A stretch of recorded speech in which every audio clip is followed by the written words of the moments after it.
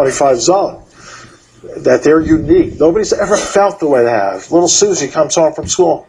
Mom, I'm in love. But you wouldn't understand that. See, adolescent egocentrism. Adulthood is marked by careers. I wish I had more time to go into this. Sometimes midlife crisis, it's debatable whether it happens or not. For some it does. My students often tell me about how their father divorces the wife, gets a 20-year-old girlfriend, gets tattoos, a motorcycle, etc. Same for women, such as men. But how prevalent it is, they're still studying it. Career. Most people are satisfied with their careers, believe it or not. Then we get into older adulthood, where there is somewhat of a physical decline, some memory loss, but it's compensated by long-term memory still good. Short-term memory seems to fade. That's next class when we talk about that. And then we have old age, where, again, I wish I had more time, but I want you to write this down. There's a great social psychologist. Actually, he's known as a psychodynamic psychologist, and there's one question on your test about this. Erik Erikson. He divided developmental lifespan into what's called psychosocial, in other words, the mind and how you act socially.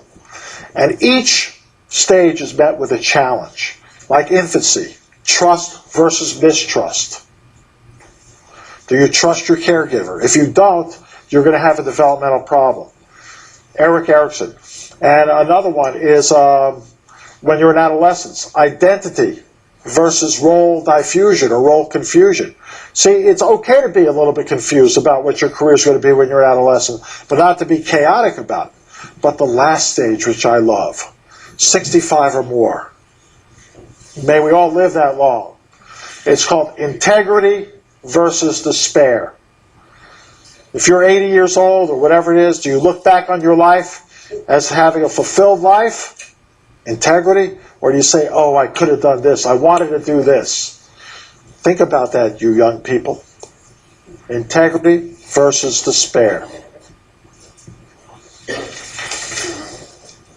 Quickly review Chapter 9. The de-emphasis will be on Chapter 3. Of course, you must know about Piaget.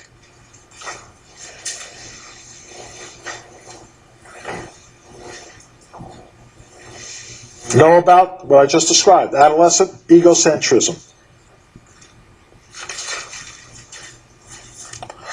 One thing I did not mention was the term centration, Piaget. Look it up, centration. C-E-N-T-R-A-T-I-O-N. Know about Baumrind. Know about Kohlberg, moral theory. Know about Erikson.